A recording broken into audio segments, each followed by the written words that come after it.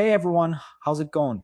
Man, what a conference championship we've got here. Rams and Seahawks again. They've already faced each other twice this season, each game crazier than the last. And now there's a Super Bowl spot on the line. Sam Darnold, Stafford, Puka Nacua, Shahed. And nothing but big names involved. And in the middle of all that, there's still drama. Baker Mayfield going off on Stefanski on Twitter. I'm still waiting for a call. He said, let's watch all of this together right now. Let's get started. NFL's Final Four championship weekend. Let's look at the NFC game here. If Sunday's game is anything like the first two we've had this year, it's going to be special. Let's go back over these matchups. November in LA, Sam Darnold picked off 4 times, and still Seattle had a chance to win it, down by 2 when Jason Myers missed a 61-yard field goal with zeros on the clock. So that was that game. Then you'll remember the Thursday night game they played Week 16. Rams were cruising. Puka Nacua with a touchdown put them up 30-14. And Peter, I remember next morning you said this return by Rashid Shaheed could wind up turning out to be the biggest play of the season, and maybe it was. It turned the game completely. Seattle wound up winning it on a 2-point conversion. 2 games decided by 2 points or less. That's never happened before in playoff history. There's no favorite here, man. This is a real 50-50. Since you're here with me, go ahead and hit that like button. Let's get this video to 1 kilobit.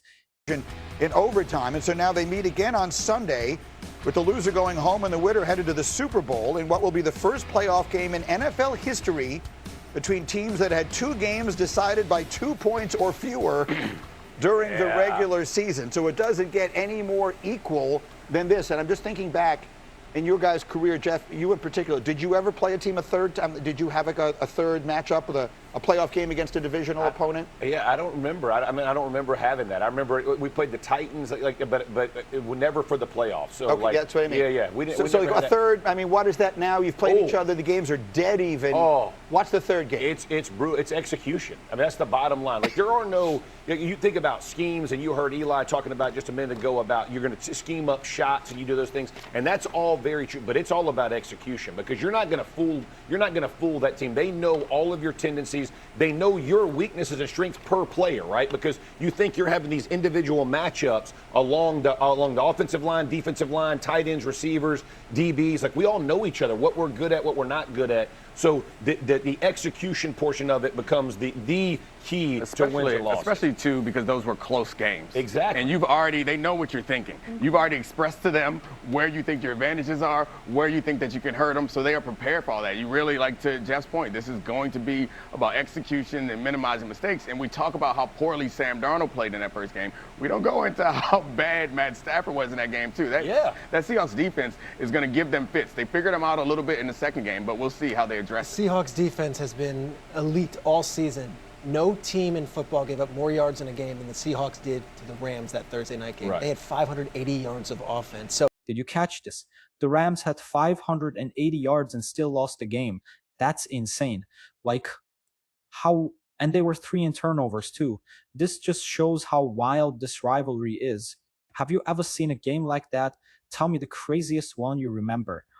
That's a chilling stat if you're Seattle. It's also a chilling stat if you're the Rams. And how did we lose that game? Which 100%. They did, and they were +3 in the turnover margin. One of the most incredible games we've had this whole season, and it did decide home field in the NFC West. You've got which side do you have? I got the Rams. You have the Rams this weekend. So what are you looking at? So the interesting thing, I was in Chicago for Rams Bears, and standing outside of the visitors tunnel, I'm watching all the Rams players file off the field, and it was very clear they wanted to send a message like, oh, yeah, LA came to this cold and we took care of business. So they are riding the high. However, Sean McVay talked about how he did a bad job coaching, particularly in the first half, which I appreciated. He's always somebody who's going to say, I could have been better. But you look at the first half, the Rams, the last time they ran the ball like seven times in the first half, which talking to the Bears defense, they were like, they run a ton of 13 personnel. We have to make them one-dimensional. We got to make him throw it. And that entire first half, I was like, the Bears are forcing the Rams to do exactly what they wanted him to do. And then the second half, obviously, Caleb's turnovers was the difference. Couple of quick notes. Did you see Hembo's pop there? You played the Dolphins 3 times in 2000. Oh, and they got us in overtime in Miami. That's why you forgot. That's why you forgot. That Vanderjack field goal, that one still hurts. Blading that thing out to the right, fantastic. Great memories. The Rams game, I will say this because to Kmart's point, as I was watching that game, at the very beginning of the game, the Rams were by far the most physical team against them. They were pushing them around. And McVay, if there's one thing about like all the McVay tree, they will fall in love with a. And you got Stafford, right? A Hall of Famer. You know he's going to put the ball. But it's really difficult to go score against teams like that. Like physicality at some point opens up that back end. He has to trust those guys to be physical because Seattle's not going to let you run it a bunch, but you have to stay true to it to open up on the back end. Let me show you. Shefty actually had us put together this graphic for Monday, and when we were going to get into this game, and then we had the breaking news about Sean McDermott, so we never did. These are the last 4 meetings between the Rams and Seahawks. Look at this. In the 4 meetings, they've each won 2 games. They've been separated by a total of 2 points and a total of 10 yards. That's crazy. In 4 games over 2 seasons. So you really can't have a more dead even matchup than this one. The point about running the ball, the Rams are very good at running the ball. And you're right, sometimes coaches get away from the run in the playoffs in these big moments. But running in Seattle is tough because most offensive run games are designed to put the cornerback or the nickel, someone who's not comfortable in run support, as the one who has to make the tackle. That ain't the Seahawks. That's exactly the right. Seahawks are not built like that. Witherspoon, the corner, will hit you like a linebacker. Even Worry is big as a linebacker, and he will also hit you like a linebacker. So it kind of plays into their hands if you think that you're going to create an advantage by making them tackle. They love to tackle. That's the way that Seahawks defense is built. That versatility speaks to, and that's the same thing with the Rams offenses. Their versatility gives everyone else fits. It's not going to give the Seahawks fits because they have players who are just as versatile, that are comfortable as corners playing against 13, just as comfortable as they are out on the edge playing isolated. What is this? Cooper Kupp released, Ernest Jones released, and both become stars on the other team. This is straight up NFL soap opera. Do you think there's a revenge factor in this matchup too? Man, I don't know who's winning. I just know it's going to be absolute chaos. Against the receiver. Fun little wrinkle here. The Rams told Cooper Kupp, we're going to be moving on from you. And they went and got Devontae Adams. It's worked out.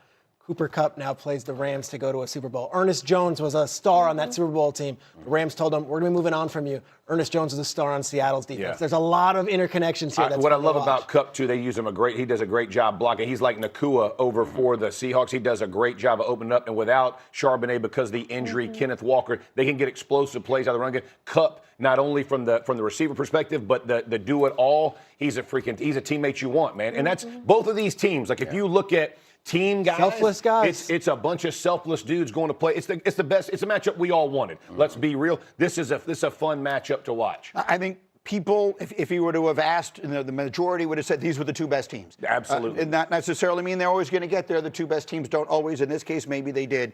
They will play on Sunday night. Now I've been waiting all morning long for this. I assume you saw it yesterday. It was the #1 trending topic at one point last night, so some people saw it. It's an I'm sorry what? Baker Mayfield speaking his mind against his former coach at Cleveland, Kevin Stefanski. Dang. This was, so a journalist in Atlanta described the quarterback situation that Stefanski had in Cleveland as having been a dumpster fire. And a failure, A failure. And Baker Mayfield quote tweeted that and wrote the following: failed is quite the reach, pal. Still waiting on a text or call from him, meaning Stefanski, after I got shipped off like a piece of garbage. Can't wait to see you twice a year, coach. That's Baker Mayfield to Kevin Stefanski, the new coach of the Atlanta Falcons. And let me just say, I am here for it. Amen. Okay. Amen. Go. Ain't nothing better than this. Like real hate in your heart. I am all about the action. I'm all about coaches not liking it. I'm all about Ben Johnson saying what. I am all about people getting after each other and and listen. Mayfield was treated like that. So he has every right to feel that way, to feel the way he feels, and I am fired up for that. Whoa. As a resident Cleveland correspondent here at ESPN, I will say we got to keep things in perspective, though. It's a revisionist history to say he was just tossed out like the trash. I understand Baker, part of the reason he's no longer in Cleveland is because he got hurt. Right. You know why he got hurt? because he threw an interception. He was trying to make a tackle on that interception, and then he got his shoulder hurt, and then he was trying to play through it. A lot of times when you watch Baker, I love Baker. I loved him in college. I loved him with the Browns. However, there were moments, key moments, where the picks would come, where you're looking at it and said, can we win with this guy? What made it worse, though, was that organization saying, we don't think you can take us to the promised land. Hey, this other guy, this Deshaun Watson guy, that's the answer. I think the thing he's upset garbage. that never heard from Stefanski. Never got a phone call, never got an email, never got a text. I think that's what he's upset about. And I will say this, all that you see from Baker, it's entirely real. He feels that in his heart, and he's going to say it. That is not an act. But here's he means it. He can mean all he wants, and we love that. Now back it up. Can't wait to see you 2 times a year, Coach. I'm sorry. Beaten Normally I appreciate some perspective and calming down. Not right now. From what I've talked to a few correspondents, the word pal is quite offensive to certain people. I wasn't sure. Pal, maybe your friend. No. If you call somebody a pal, it's on. And I'm happy. I don't care about the story or the truth of it. He hates that man, and I can't wait to see them go at it. For the record, I'm rooting for the player. The pal he's talking about is whoever the writer is. Orlando Ledbetter, longtime AGC. And I will say this, reporter. I want to piggyback on what Peter said. So Baker Mayfield had a great year.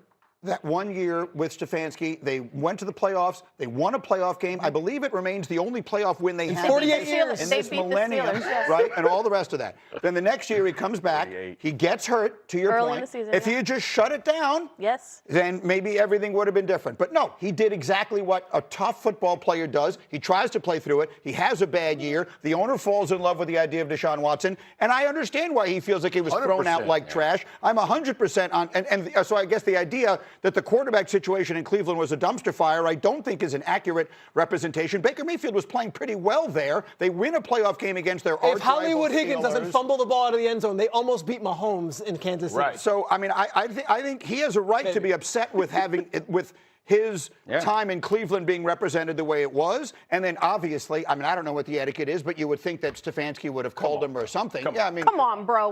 Come on, pal. Absolutely you call him. Come on, pal. You call him. Pal. Listen, because to your point, and I don't know Stefanski from anybody, right? But maybe the owner made the call. Hey, listen, I didn't have a whole lot of choice in this, or I'm sorry this happened, this went down this way. You know, the owner or the GM wants to move in this direction. I loved coaching with you, man. I wish you the absolute best. It doesn't take a lot to come. We understand the business, right? Like, he understands the business part of it. But when you act like that and then just sit and you ain't heard from him, it's personal. I think the part that really, rubs me the wrong way is he's playing hurt. And he's doing that for the team. Right. That's not for him. What was in his best interest was to fall back and watch this team struggle and say, you really needed me. But no, he's playing hurt. He's trying to save your job. He's trying to get this team as far as possible. And then you decide to reward him by saying, get out of town, which I know, I'll be honest with you, there's no call, there's no meeting that's going to make Baker enjoy that experience. But the fact that you didn't call, it gives him something to grab onto. You got to be like, look, look how many stops Baker has been to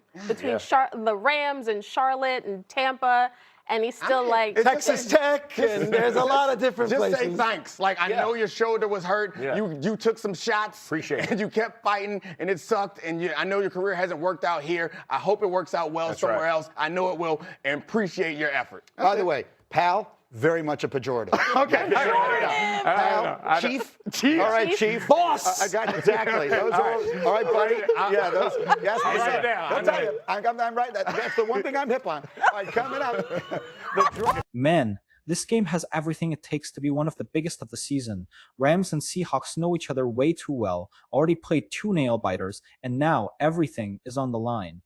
People are talking a lot about Darnold and Stafford, but for me, the key is going to be the run game and the defense. Both teams can hit, and they hit hard.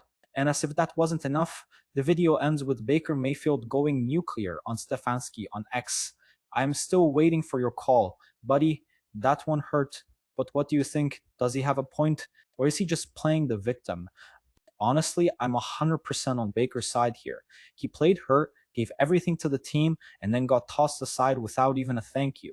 That's rough, but now it's all about Sunday and this massive showdown. If you enjoyed the video, hit the like button, subscribe to the channel, and drop a comment telling me who you think is going to the Super Bowl, Rams or Seahawks.